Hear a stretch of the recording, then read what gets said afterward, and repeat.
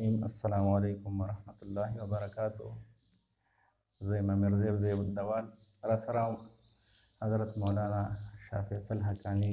صاحب ناست دی. څنګه چې تاسو ته پته ده چې موږ په نوي ټاپک تاسو سره خبرې کوو. هر ځل ته د اصلاح په نوم یو پروګرام روان دی. مولانا صاحب او موږ نن یو نوی ټاپک ستاسو دپاره راوړی دی چې هغه زموږ او ستاسو په دې روټین لایف کې موږ هغه په مختلفو شکلونو باندې وینو چې هغې ته موږ سود وایو. مولانا صاحب ته به دا خواست کوو چې موږ ته په دې باندې علمي او اسانې خبرې هم وکړي او موږ پوه شو او کتونکو ته به دا خواست وي چې چا کې د عمل وي، چا په دې کې اموخته وي، نو هغوی ته به دا ګزارش کوو چې ښکلې ورځې شپې روانې دي چې د دې نه توبه وباسي او دغې طرف ته الله طرف ته رجوع وکړي. مولانا صاحب السلام علیکم. وعلیکم السلام ورحمت الله وبرکاتہ. موږ د پروګرام په سر کې وویل چې یو دا شانتې ناسور چې هغه په مختلفو ټکو باندې یادېږي، څوک منافع وایي، څوک سود وایي. بالکل. خو سود یې زیات مشهور ټکی دی. نو دا سود موږ څه ته وایو؟ زه اکثر دا خبره کوم چې کله مونږ اسلامي خبرې کوو او جی مونږ سره ټول نه لوی کتاب قرآن مجید قرآن مجید دی. لکه یو مشهور آیت دی چې اعوذ بالله من الشیطان الرجیم بسم الله الرحمن الرحیم حل الله البیع وحرم الربا. نو هلته کې ورته ربا ویلی شوي دي. ربا ورته ویلی شوي. او د دې ترجمه مونږ په اسانه پښتو کې کوو چې بیع حلاله د اغستل خرڅول بیع چې ورته وایي. او جی تجارت. او سود چې کوم دی نو ربا دا حرامه ده. اوس بیا فقهاو د سود تعریف څه کړی دی چې سود څه شی دی. نو په سره پښتو کې داسې تعریف کړی دی چې هره هغه نفع چې هغه جاري شي بغیر د څه عوض نه او د تاوان احتمال پکې نه وي، چې صرف ګټه ګټئ، چې صرف ګټه ګټئ. ستا رأس المال امانتي او وایي ماله به هره میاشت کې یا هفته کې یا هغه چې کوم دورانیه مقرر شوي دي دې کې به ماله ګټه راکوي، ورته تاوان نه منم. مطلب سود به موږ هغې کاروبار ته وایو، هغه مال ته به وایو چې په هغې کې موږ صرف د ګټې سوچ وي، په هغې کې نقصان نه وي. ځکه کاروبار خو دواړه څیزونه لري، دواړه مخه لري چې هم پکې نقصان کیدی شي هم پکې ګټه کیدی شي. اوس مولانا صاحب دا مرض چې دی، دا کوم دا سود چې دی نن چې په مسلمان کې رادننه شوی دی،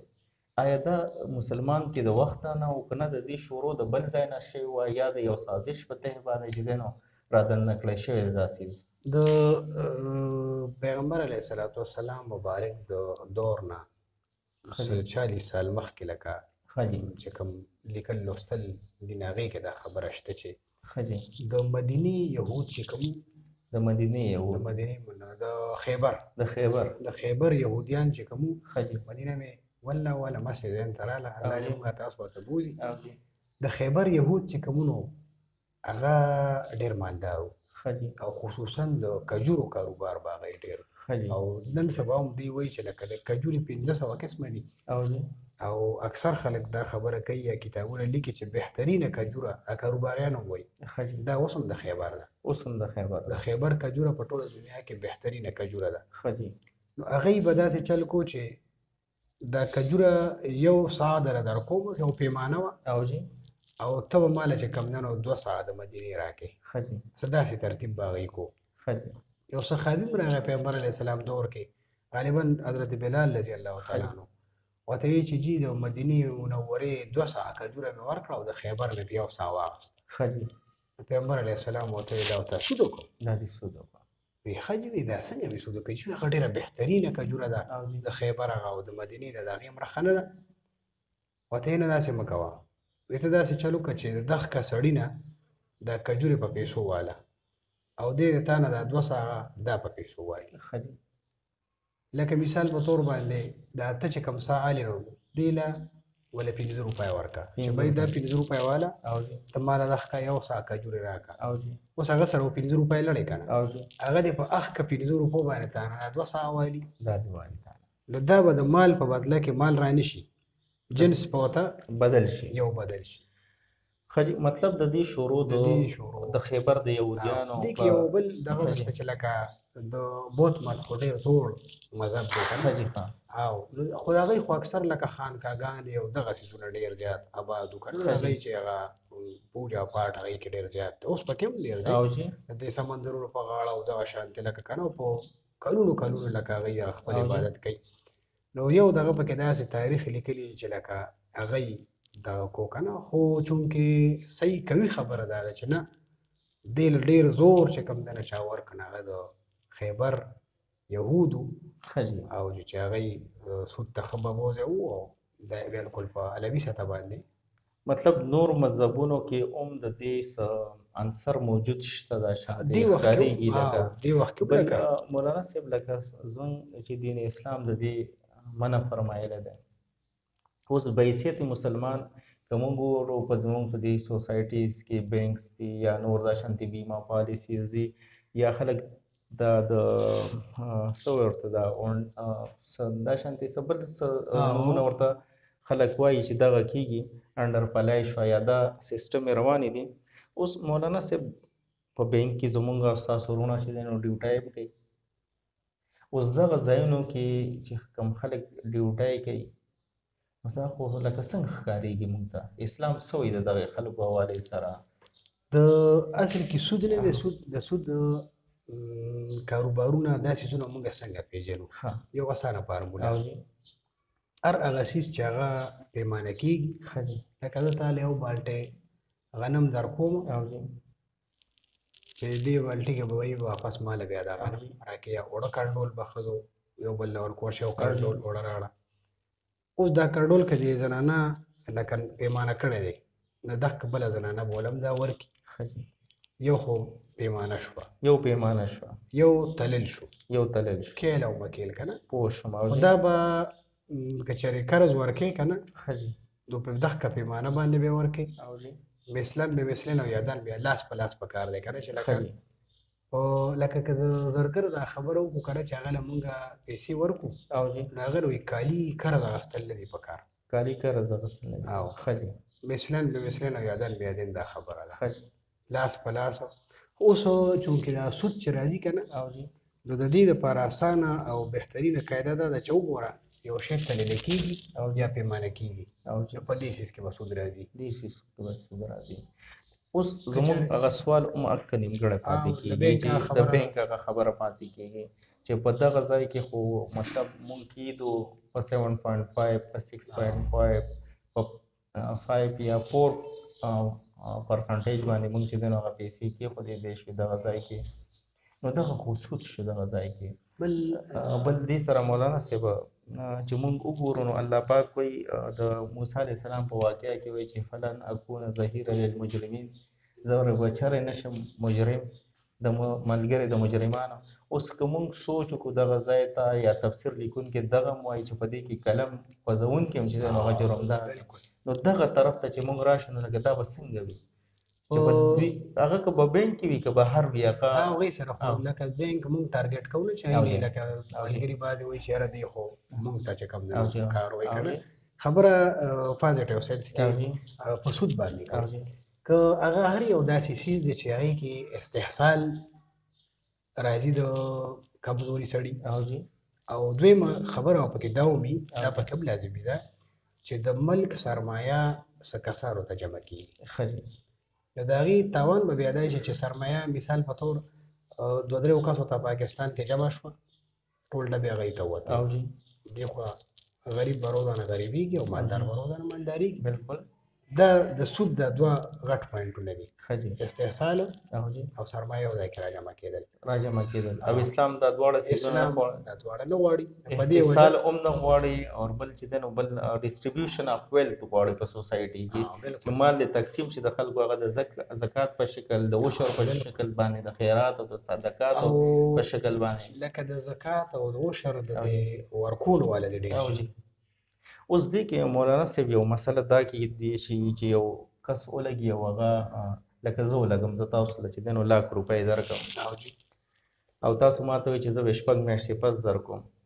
نو نن چې دی نو نن په یو قسم باندې چې دی نو مطلب په هغه لاکو روپو یو کار کېږي په راروان شپږ میاشتې پس هغه ډیویلیو شي. اوس دغه قرضدار که زه ډیمانډ وکړم چې نه مولانا صاحب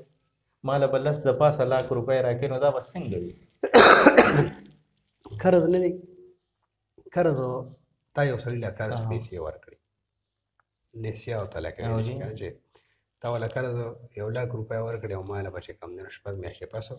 او جی 10,000 پېرې پاسه راکړي یا 15,000 پېرې پاسه راکړي. تا له به الله پاک د دې قرض عوض درکوي. پیغمبر علیه السلام فرمایي چې روزانه به تا له د 1,00,000 روپو صدقې ثواب الله په عملنامه کې لیکي. حدیث کې داسې راځي. نو تا خو دلته کې اگر چې هغه خو ښکاري نه او جی تا خو ګټه وکړه، تاوان خو دې نه دی ګټه دې وکړه بالکل. خو شپږ میاشتې پس چونکې ستا د 1,00,000 روپۍ بیا عمره کار نه کوي او جی جدید حالات او دغه داسې دي او ډیویلیو شي که نه او تا خو د یو ضرورتمند ضرورت پوره کړه که نه او جی هغه چې تا ته کومې دعاګانې کوي نو دغه څیزونه موږ مذهبي لحاظ سره منو. ښه جي که چېرې مثال په طور باندې یو څیز لکه اشیاو کې لکه دا بیا هدایې دا خبرې لیکلې اصل ګراوې پکې پرېښودی دی یعنې جمال دا موبایل لاکه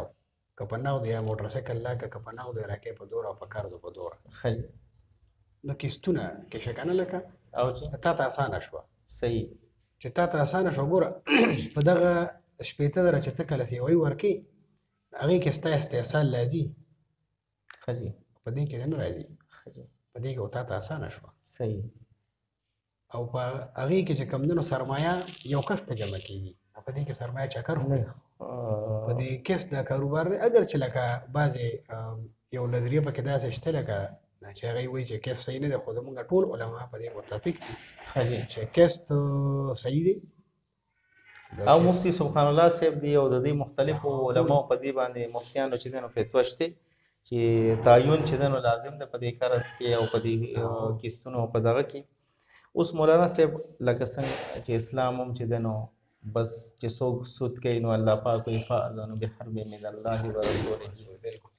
چې د الله د طرفه او د پیغمبر صلی الله علیه وسلم د طرفه ورته اعلان جنگ دی. بالکل اوس که موږ منع نه شو نو بیا معاشره کې شته که نه معاشره کې بالکل موجود دی که نه بالکل نو اوس په څه کېږي مطلب د دې سایډ افیکټس څه دي اوس چې یو سړی یې کوي او نه منع کېږي. یو خو ګوره په پرده کې لکه یو سړی ته پوهه کې که نه شرمول نه ښه جي یا اجتماعي طور سره پیغمبر علیه السلام چې څنګه به خبره کوله یو سړي کې یو مسله وه او اجتماعي طور به لکه د هغې اواز اوچت کړه چې بهی موږ دا کار کوو دا کار کوو دا صحیح نه دی. سپکول نه څوک رټل نه داړل نه د دې خبرو نه اجتناب کول که نه. بل دغه کسانو ته چې اکثر لکه بنده یوازې مو وایي چې بهی لکه تاسو مثال په طور باندې قومي بچت سکیم دی موږ سره هغې کې تا دا پیسې ښي 50 لکه روپۍ دي نه هغوی ما نه خو یې بهی 50,000 میاشت او دلته کې که پیسه کومه خلک یې رانه تښتوي او خوري یې رانه داسې او حقیقت هم دا ښکاري او شته مطلب معاشره کې مختلف غله دي په مختلفو جامو کې که نه یا لکه مثال نن سبا پکې د کرونا د وجه الله کاروبارونه بند دي نو بعضې خلکو ته شی میلاوېږي او مخکې مالګرو نه ورکوي یاره کرونا څه بند دي صحیح دا بانې مانې هغه لټۍ او صحیح دا بانې نه دا خبره یې هم صحیح او خو دا خو بیا د سټیټ ذمہ داري ګرځي چې په لویه سطح باندې مطلب دغه پیسې چې کوم دی په سود باندې خلکو ته ورکوي یا په بینکونو کې ایښي دي یا مختلفو ځایونو کې که دغه انویسټ کړي په کاروبار کې نو زیاته فایده ورته او پیسې به هم حلالې شي. زموږ د ملک 75% څیزونه چې کوم دی پاکستان بلکې اوس په دې نه ډېر شوي دا ما په 2005 کې لوستي وو چې 75% په پاکستان کې دا سودي کاروبارونه دي 75% مطلب دا چې اوس په 80+ وي اوس په 80+ وي او د دې د شر وایي که دغه شان سیوا کېږي نو لکه دا ټول ملک بلکې ټول ملک څه چې ټوله دنیا په سود کې کوم دی نو اړمه ده او ډوبه ده. د اسلام اصول که چېرې د کاروبار په مد کې مونږ فعال وکړو نو زه وایم چې دا ټول نظام نه دی دا به دې ته محتاجه کېږي دا به ټول مطلب دا دی چې اسلام مونږ وایو چې مکمل ضابطه حیات دی او زمونږ ویسټرن چې کوم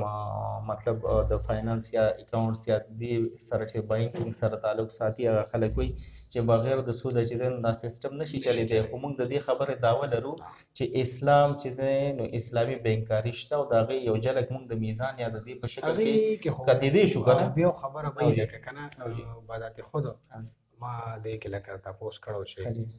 تکي عثماني صاحب چې سامان راغلی و دغه ته مینایت نو ما تاسو چې دا کوم بینک ولاو کړی لکه په لاره روانۍ سره غوښ هم نه نو ما دا د سټیټ بینک د لاندې تاسو کار نه کوئ نه کوم صحیح نو ما چې تاسو د سټیټ بینک د لاندې کار کوئ نه خو د سود کار کوي نو زه دا دعوه خو ما نه ده کړې چې ما په بینک کې سود نشته بیا خو د نورو په نسبت په پکې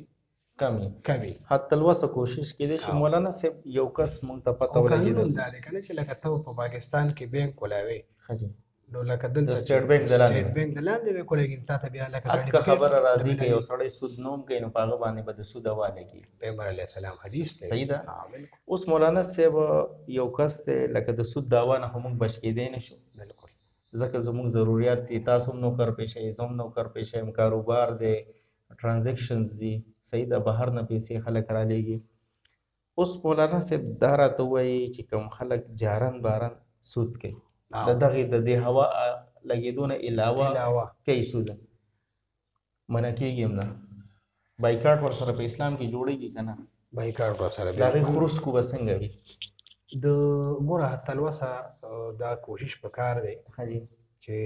که د سود نه علاوه یو سړی څه بل څه حرام کار کوي او تا د پته ولګېده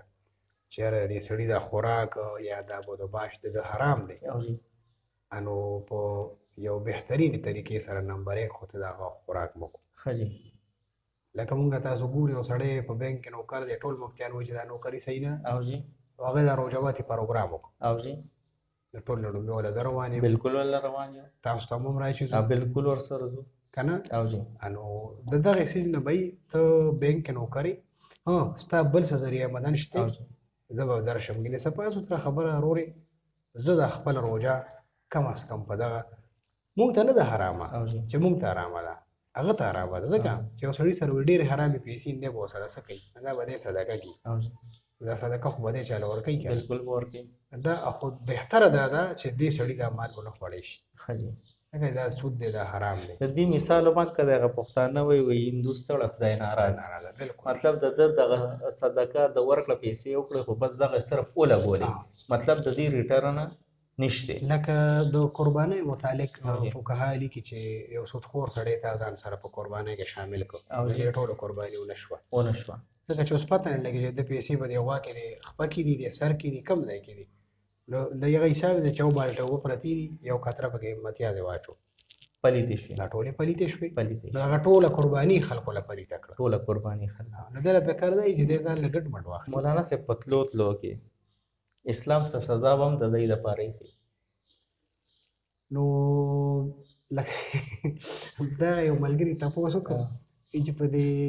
ګیره خورولو باندې څه سزا شته که نشته نو ما ورته ما داسې خو ډېر څیزونه دي چې ظاهري سزا پرې نشته.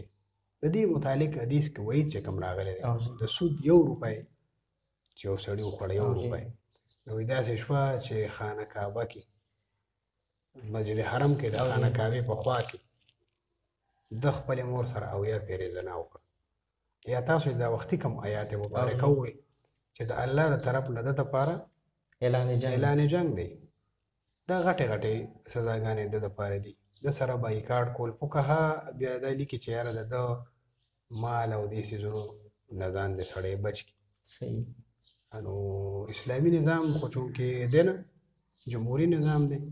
اسلامي جمهوریه پاکستان دی که نه نو څه خبرې به پکې د اسلامي څه به پکې د جمهوریت متعلقي نو د عمر رضی الله تعالی عنه متعلق یو خبر راته یاده شوه چې د کاروبار په بیس باندې 18 احکامات هغوی جوړ کړي دي او هغه ټول چې کوم دی نو بلا سود دي لکه هغې کې سود او دغه نشته.